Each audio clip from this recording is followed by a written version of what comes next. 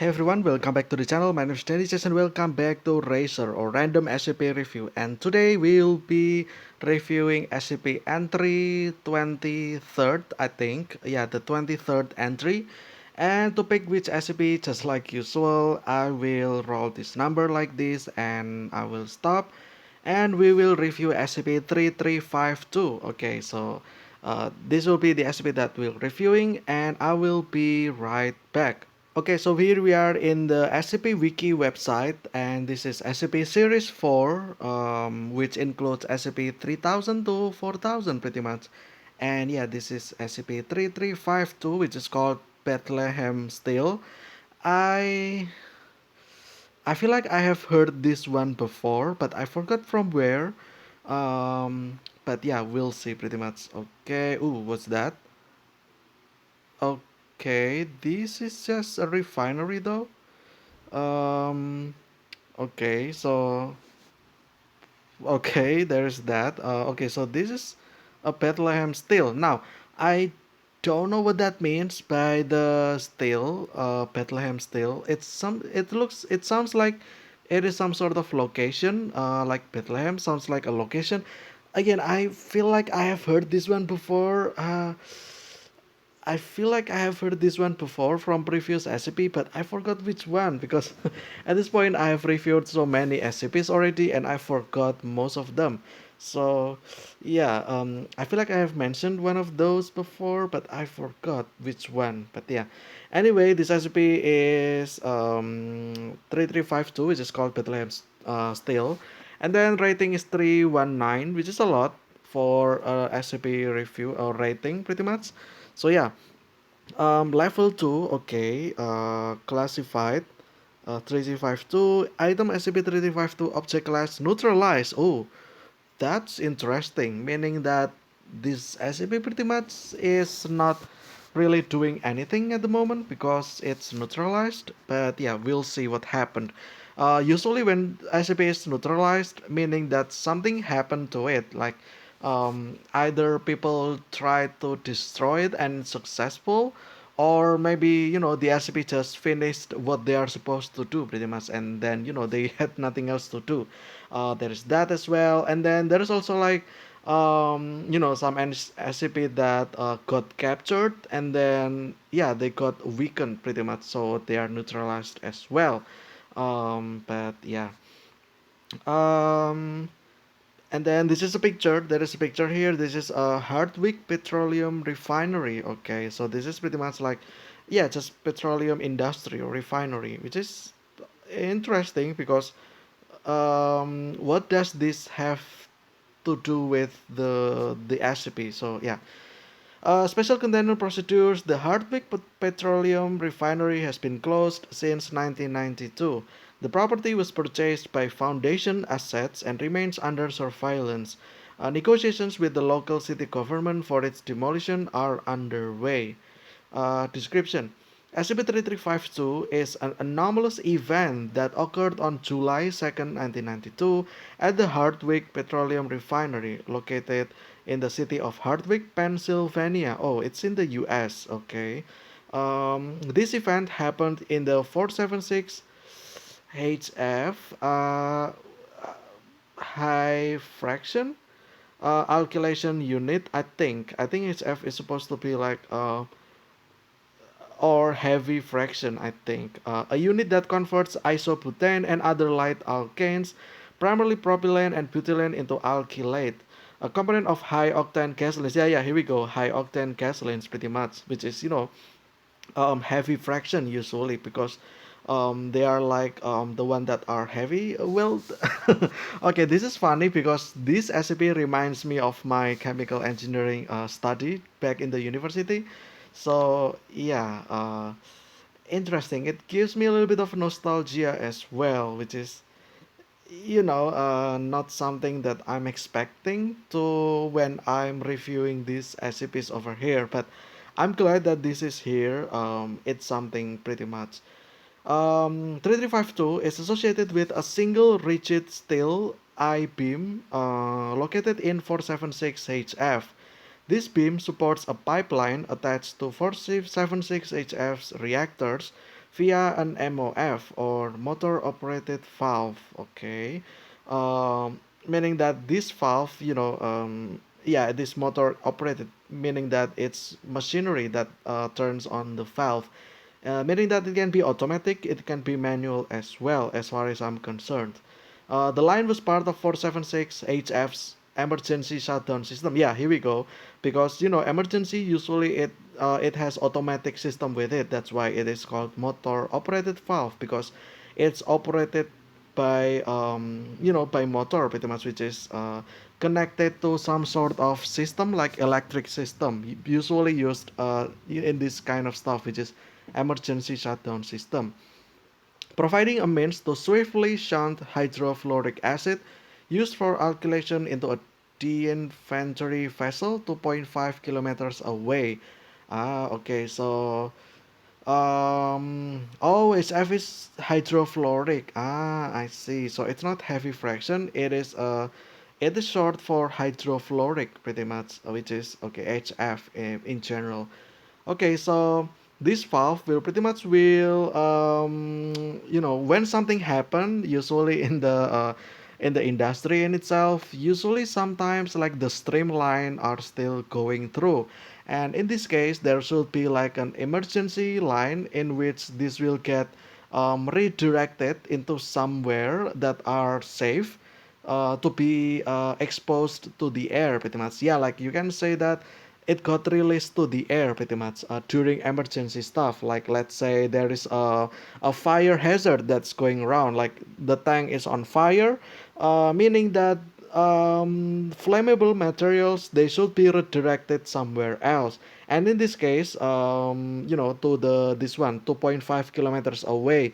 And you might ask, why don't they just close the valve completely? Well, that can be bad idea, because you need to know that some stream are consisted of gases as well, meaning that if you hold gases that is supposed to flow, meaning that there will be like a build up pressure, and you don't want that, because high pressure, if your materials is not strong enough, meaning that the pipe will explode. And yeah, during fire hazard again, it will be explosion pretty much, which is nobody wants. That's why this kind of system is needed. So yeah, now I don't know if this is that. I don't know if this is supposed to be that. But it's interesting though that there is an SCP in industrial area, which is again, it kind of brings me nostalgia to my university pretty much. Um, an inscription on the I-beam's upper half reads, "God bless you, as Bethlehem I-beam, still MSW." Okay, I-beam inscription. So this is pretty much the top side. Yeah, the top side of the I-beam's upper half, which is interesting because for first, who is MSW? Second, why did they write this pretty much? So yeah, it is otherwise unremarkable. Okay. Oh, there's actually a picture there that is not loaded. I'm going to reload the page for quick. Hopefully it got loaded, because I don't want to miss any image, because that might actually involve or affect, yeah, this one. It might affect the entirety of the SCP pretty much. Also, I'm going to take a look first. Okay, there's actually so many stuff here. Also, there are some images as well, meaning that it is great actually. So I might actually divide this into two parts potentially, but yeah, okay, let's continue. Addendum 3352.1. um at approximately 2 a.m. on July 2nd, 1992, a fire ignited off the elbow flange or flank of a heat exchanger located in 386, a catalytic reformer unit. Also, by the way, the naming of this number usually meaning that the first number usually is the location, like in which system it is, like which type of section or unit it is.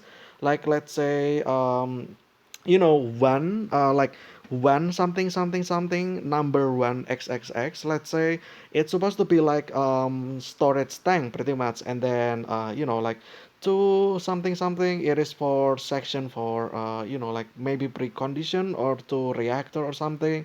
And then after that, section 3, maybe for the next reaction as well, the next reactor. And then section 4, maybe it's the product separation, like, the distillation tower, refinery column or something like that.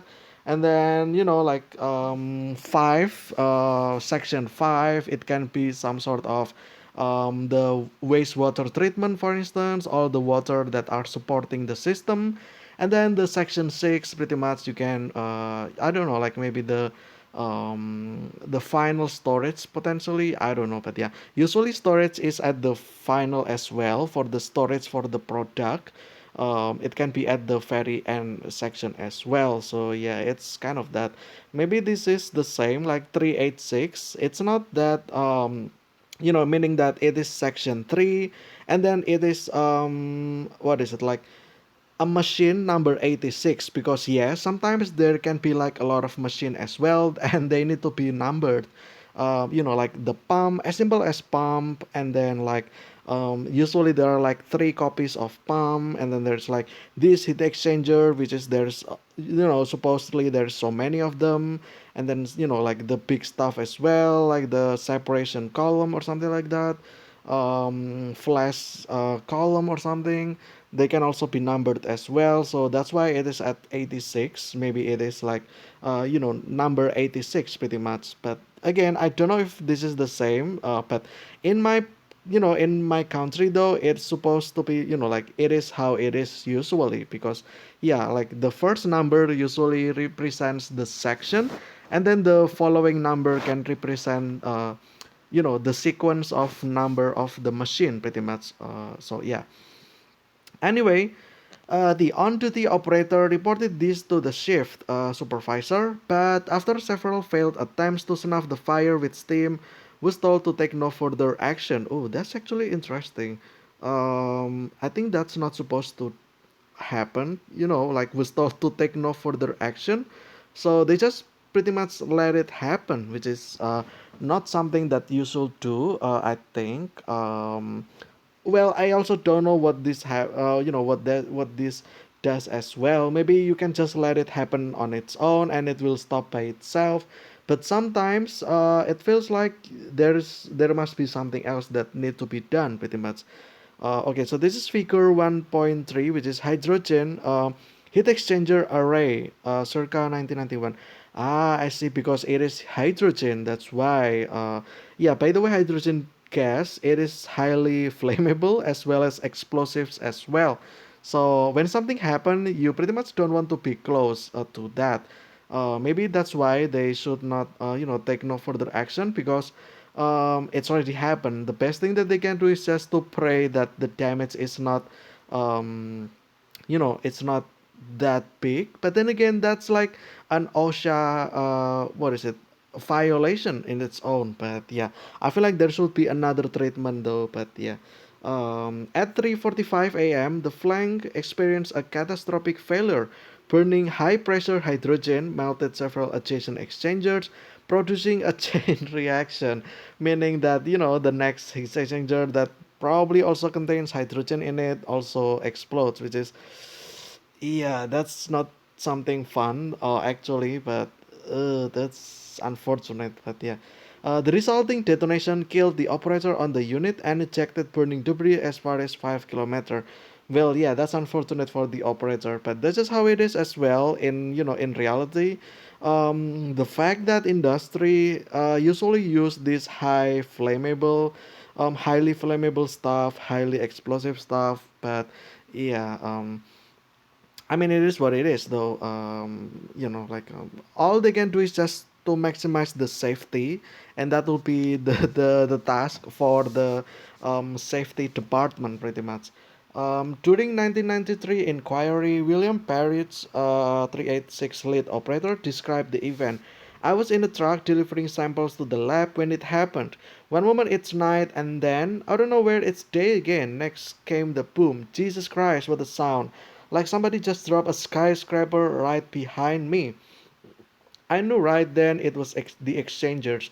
I would I had told them to fix those things again and again. I should have shut them down. I should have shut the whole unit down the first time they started lighting off. By the time I got to the fire, that's when the second explosion hit. Also, this is also a common thing as well. Like in my country, there's this petroleum industry that I feel like every year there's always some random accident happening like fire and stuff like that. Well, at least in 2020 there was one. In 2021 also there was one as well. This year though, I don't think there is one this year, so at least that's a good thing. But sometimes the frequency of this kind of accidents happening is actually kind of high if you think about it. So yeah. But yeah, again, I don't know what's going on. I don't really want to make like assumption like maybe it's supposed to be changed but it's not changed and something like that. It could happen, but then again, I don't know for sure. It's just for the investigation team to investigate that pretty much. But yeah, four operators from adjacent unit and the shift supervisor, Brian Burton, attempted to use the refinery's internal fire water system to fight the massive blaze. The lone surviving operator, Daniel Roll, gave the following testimony. Okay, so William Parrots, and then there is Brian Burton, okay, supervisor, and then there's the Daniel Roll, which is the lone surviving, which is it means that the other ones are were unfortunate, but okay. I fucking tell him there is ice on the fucking fire hydrants. You stupid fuck! I scream it in his face, but fucking he won't listen. He just keeps saying we need water, need to cool the pipes down, need to keep the fire under control. And I keep screaming, there's ice on the fucking hydrants. He looks up at me, this short little fuck who probably got this job from Teddy, who don't know the first thing about crude, who probably ain't never heard the word no in his entire life. He looks up at me and now there is this look in his eyes. He says real soft, either open that line up or get out of my way. Um Okay, so I don't know if it's possible for ice to build up in the hydrant system. I think it could. If it's like in the if it's again, it depends on the location as well. If your location is in the cold area, like let's say in the climate or weather in which there is winter that can happen, meaning that ice can build up, meaning that your regular temperature will be low. However, this is also on July, by the way, and it's in the US. It should be midsummer, but there is ice, so yeah, I don't actually know what's going on there. How is it that it is summer, but there is ice? It's supposed to be blazing hot during that time, but yeah, I'm not sure what's going on. Oh, I see. Maybe there's like some kind of I see. Okay, so what happened, I think, is that the hydrants is not pure water. There is something else there that it got contaminated pretty much, and then the whatever the substance there, it caused the water to freeze. Like it it makes it that the what is it it can the freezing point becomes a little bit higher, therefore in room temperature it can actually builds up ice as well, maybe during certain temperature as well. That can happen as well. So yeah, maybe that's what happened, I'm not sure. um and then I look at those kids holding that hose. I look right back at him, right in his eyes. I fold my arms over my chest, plant myself down like a tree, and I tell him no. That fucker called Cox me just straight up breaks three of my teeth with a steel spanner. Okay, that's an assault, I guess. I swear to God, it looked brand new too. Probably the first time the little shits used it. I throw like a sack of bricks and he just starts hollering, spitting, screaming, kicking me. I curl up into a ball and roll away. Next thing I know, he's at the hydrant. He's opening that line and then fuck. He was a little shit, but those kids didn't deserve that. Nobody deserves that. Well, yeah, that's unfortunate. This though, it is purely the I feel like it's the operator, but also it should not happen in the first place because according to the standard operation procedure, the hydrant should be I feel like I feel like what happened here, probably the hydrant is not maintained properly, meaning that no one actually checked that periodically. So, like, yeah, the safety system is not tested regularly. So when this event happened, they were not ready for that, and this is just what happened. But yeah. Unbeknownst to refinery personnel, the internal fire water system had been compromised a week prior. Okay, so they have checked that, but it broke somehow. A shift supervisor defied procedure by using a fire hydrant to flush what he believed to be an out-of-service vessel. This vessel was, in fact, still in service, and had been packing high-pressure liquid propane into the fire water system for 8 days. Oh, I see. So yeah, that's why it happened. Yeah, like I said, it got contaminated. Yeah, literally, there's a liquid propane into it, which shouldn't be. But yeah, well, that's unfortunate that happened. So there is that. Liquid propane depressurized through the hose. Um, Rapidly dropping its temperature and freezing both the supervisor and three of the operators to it. Despite ripping portion of their arms free, all four perished when the propane cloud ignited. Yeah, it explodes pretty much because they are pretty much what is it called again? Like easy to evaporate. What is it called? I forgot what it's called. There is a term called that means very easy to evaporate. Um, I forgot what it's called. I forgot what it's called. But there's a certain word that describes that situation pretty much. So yeah. Oh yeah, volatile. Okay, there you go. Because propane is pretty much volatile. In room temperature, it's supposed to be gas. So when it's liquid, and then it got released into the atmosphere, it becomes a cloud pretty much. Like yeah, it's sprayed into gas, and yeah, you know what happened? You try to deflame fire using literally a gas of flammable substance, and yeah, you know what happened next. Anyway, immediately after this second explosion, operators initiated emergency shutdowns on all units. This included the activation of 476 HF's emergency shutdown system. Okay, so this is the SCP. Jefferson Reeds, one of the refinery's engineers, explained how the system worked. Okay, interesting. Ask a chemist to compile a list of their top 10 worst chemicals to work with. And hydrofluoric acid, it might not make number one, but it's making the list.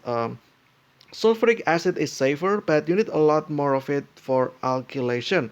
So, hydrofluoric is the way to go if you want to save a buck. But I cannot overemphasize. This is horrible, horrible stuff. For starters, it burns through just about anything. That includes glass. When you get some on you, it doesn't just burn your skin, it screws with your nervous system and slips into your bloodstreams. There, it can disrupt your body's ability to metabolize calcium, giving you heart attack. It boils at room temperature. Yeah, like I said, most of these, volatile, pretty much these substances. It's supposed to be gas in room temperature, and there's that. And quite literally, it's your bones. In short, get splashed with a quart of this stuff, and there's a pretty fair chance you'll be dead in 24 hours. The low boiling point is what makes it a real problem, though. You think a vat of bone eating acid is bad? Now imagine it's a burning cloud of bone eating acid. Imagine that cloud is rolling through the town we're built on top of. If the wind's blowing the right way, an HF cloud can kill thousands, tens of thousands. It could take out of the whole city of Hardwick. That's why we installed the emergency shutdown system, yeah, far away from the location pretty much. A fire breaks out, you slam this button, and 2,000 fire monitors douse the unit with several million gallons of water while the HF is getting cooled down to a liquid state. It is also getting shunted to a de-inventory tank way off site. When Michelle hit that button, she was making the right call. It's the call I would have made too. How could she? How the hell could any of us have known the fire water system was loaded with freaking propane? Yeah, again, like, what's going on there? Why that um, of hydrant is filled with propane, pretty much. At 4:07 a.m., Michelle Dunwick, 476HF lead operator, activated the emergency shutdown system, the SCP. All 18 fire monitors opened to the fire water system, ejecting high pressure liquid propane directly into 476 HF's pipe alley. Once the propane cloud ignited, the MOF for the inventory system melted shut, trapping over 500,000 gallons of rapidly expanding hydrofluoric acid inside an alkylation unit that was now on fire. Um, Okay, is that good or bad? I actually don't know. Figure 1-4, last frame of security footage from 476 HF's pipe alley prior to signal loss. Okay, so this is the moment of, the thing. Uh, Ejecting high pressure liquid propane directly into pipe alley. Once the propane cloud ignited, the MOV of the generator system melted shut, trapping over half, expanding inside an alkylation unit that was now on fire. Oh, I see. So there is a failure there, pretty much. I think. Um, Tanya Sullivan, part of the refinery's ERT, emergency response team, described the situation. Okay, there is still something going. Oh, actually, there's only some left, and it's already been 20 minutes. I think I'm going to stop it here. This is interesting. I will actually put my thoughts in it as well later on in this review, but that will be for the next part. But I think that'll be it for this one. This has been part one of this SCP. What is it again? 3352, which is yeah, an event that happened in July 2nd, on July 2nd, 1992 at Hardwick Petroleum Refinery. It's easy though for me. I think this might actually get reference from real life event because of the detail that put into this pretty much. I think this is the yeah, I think this can be referred from the um, actual thing or event that happened back in 1992, which is, yeah, I think this happened and that's the reference. But yeah, anyway, that'll be it. Thank you guys for watching. This has been Racer Random SCP Review Entry 23rd Part 1. So a few days from now, we'll review the part two of this SCP, finishing this up pretty much and giving my thoughts in it pretty much. And yeah, that's pretty much it. Until then, thank you guys for watching. Stay safe, healthy. I will see you again very soon and see ya.